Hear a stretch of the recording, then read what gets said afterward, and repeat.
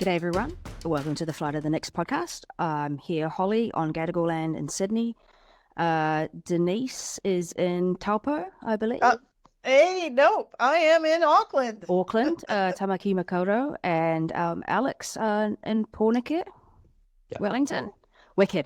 Okay, so we just wanted to have a chat about the two Ferns matches. There was a series of two friendlies against quarterfinalists Colombia. They're a very, very good team. We played them, as I said, twice.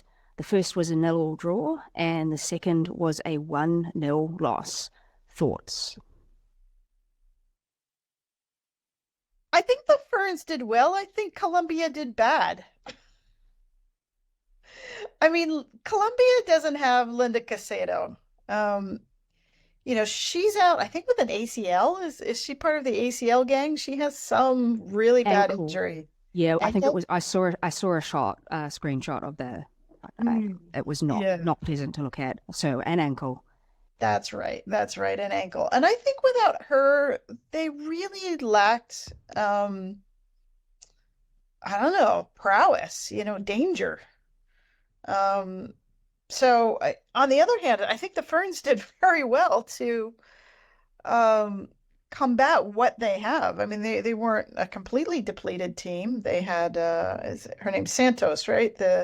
She's awesome, right? And so there are a bunch of people on Colombia who are dangerous. There's a reason they made it to the quarterfinal, and the Ferns, particularly in the first match, actually both matches did very well. Would I like them to win? Always. But I think they can feel pretty proud of what they've done. Yeah, they did look good in the World Cup, but they didn't look to Colombia, sorry. Colombia didn't look the best in this game. Like we gave them a lot of space and a lot of time. We were playing very deep. We were trying to play on the counter. It wasn't really working for us. There were a few kind of okay moves with Grace Jale, Jackie Hands, Betsy Hassett kind of.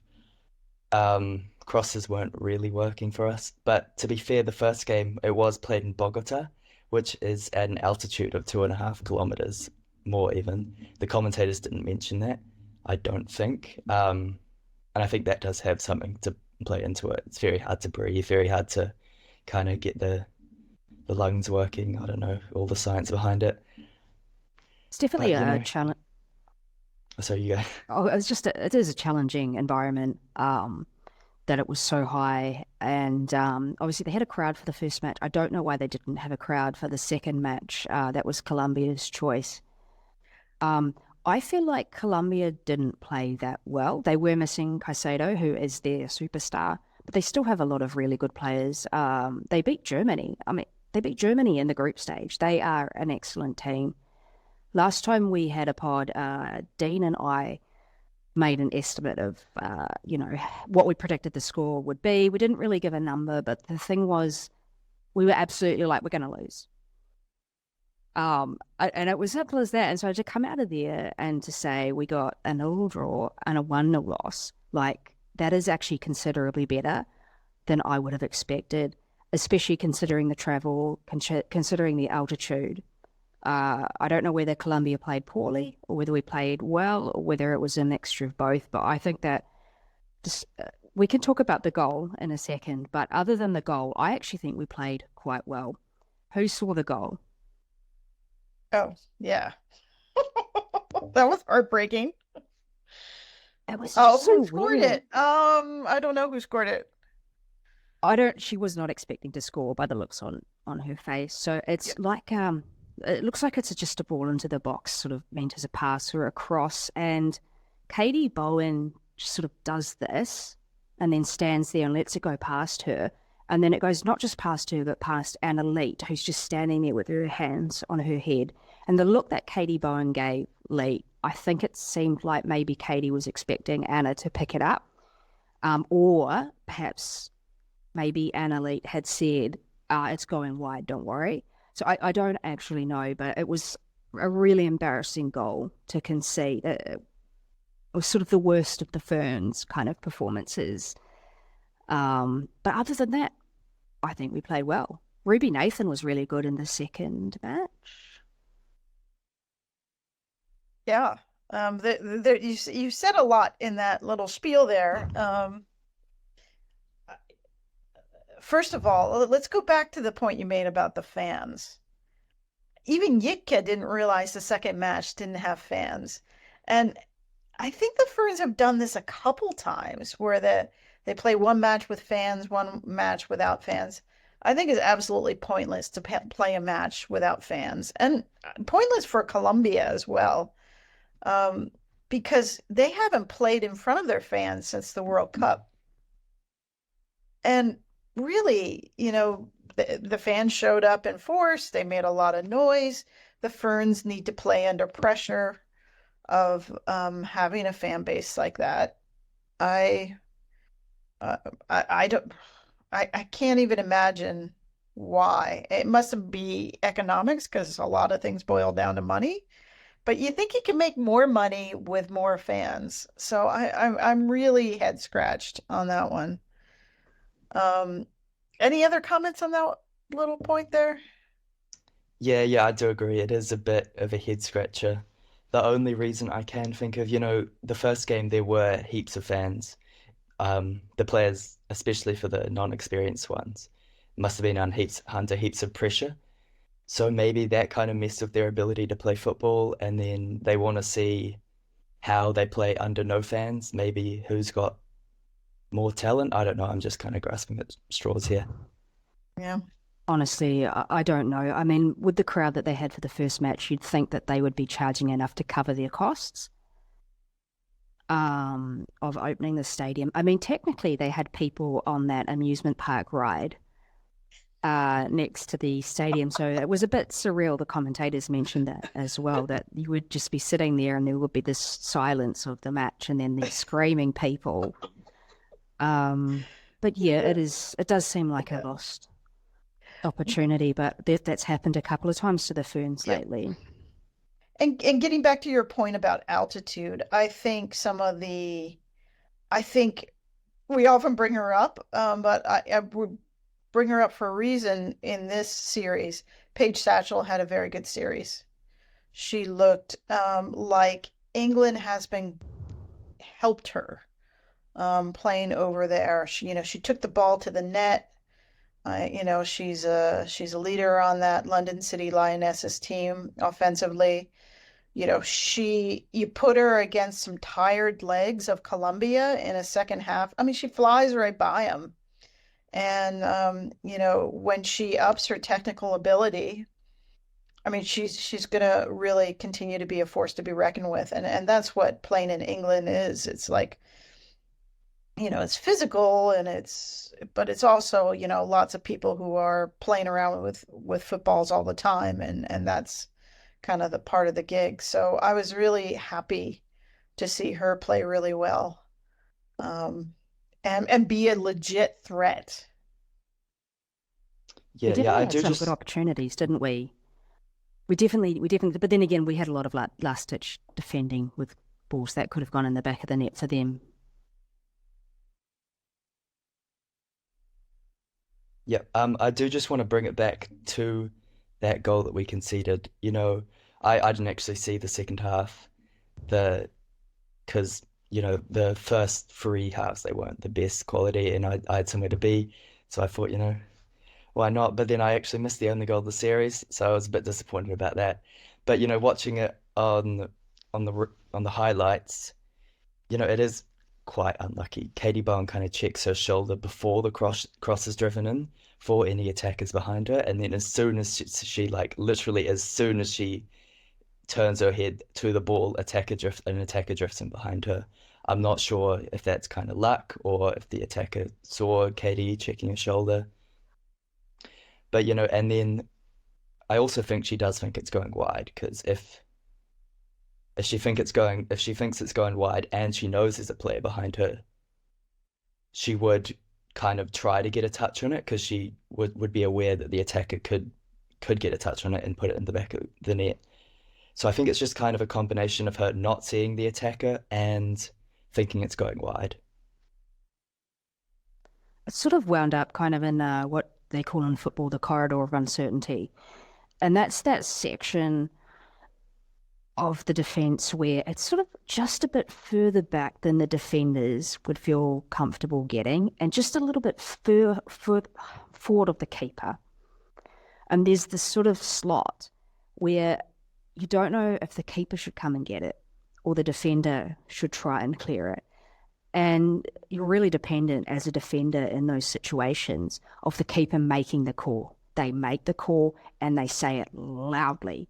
They'll either say keeper or they'll say away. And that's what you listen for as a defender, and that's what you try to carry out. So maybe it just kind of wound up there where one player thinks the other player has it and vice versa. Nobody has it. It's gone in the back of the net, and it's a little bit embarrassing. Yeah. Happy 100th cap, Katie Bowen. She's gotten better and better, especially this year. I think she's just gotten better and better and better.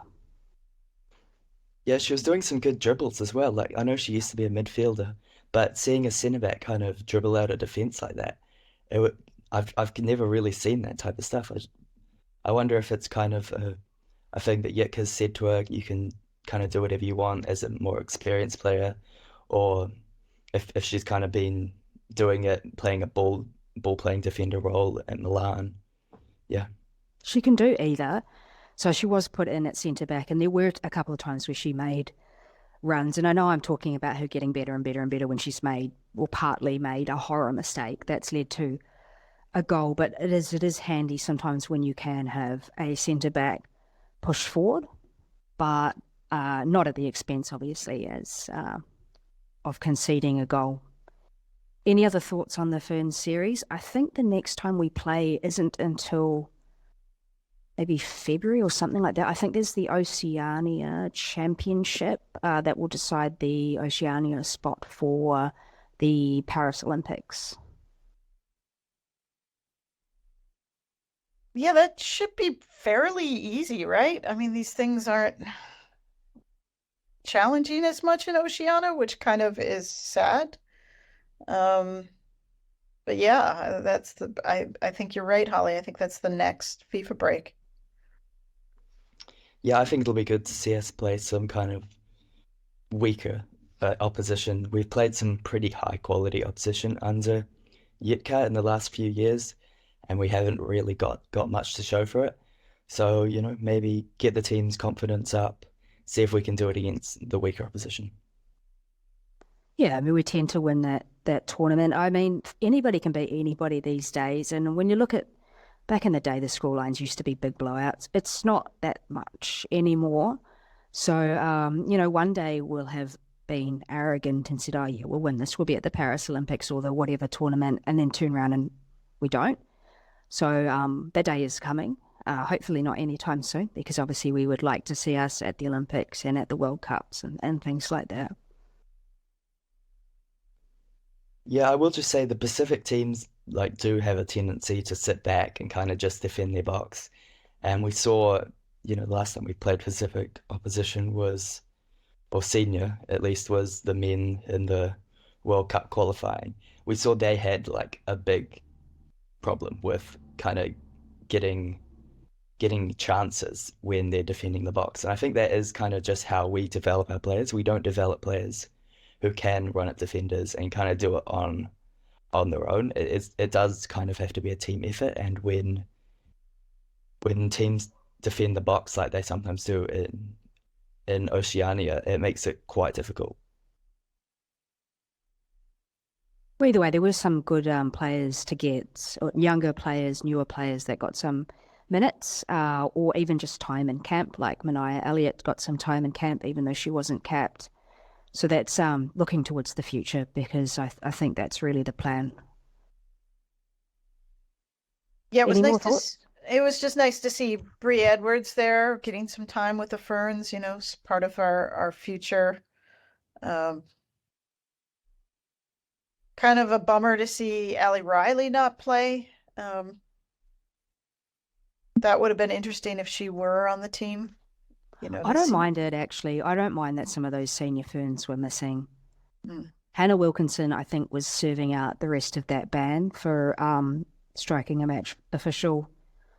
And I didn't mind it. It meant we were starting Jale or giving Ruby Nathan more minutes or things like that. So I actually would prefer that we start playing at this point our future starters, not our current or past starters. I Yeah, think that's a definitely. good point. Yeah. Definitely. Hannah Wilkinson, she's getting on. She's 31. She's, 4 more years, she'll be 35. I'm not sure if she'll still be playing in 4 more years for the football fans. Invest in the youth, Grace Jolie, Jackie Hand, they've all showed us stuff, and sometimes the senior players haven't showed us stuff. So I reckon totally, let's invest in the youth. Yeah. Jackie Hand was a standout player for that tour as well. So it's good to see that. It's good to see that. But this is the thing is when you get like the serious tournament coming up, like, okay, we need to win the Oceania Championship. Are we going to keep playing those players that we need to play, the newer ones? Time will tell. All right, well, that's probably it for talking about the Ferns. Thanks for coming on, Denise and Alex. Here's hoping that they continue to play their younger players and we continue to grow as a country. But otherwise, I think we didn't do too badly against a very, very, very good team in Colombia. All right, thanks everybody. Like and subscribe, and we'll see you next time.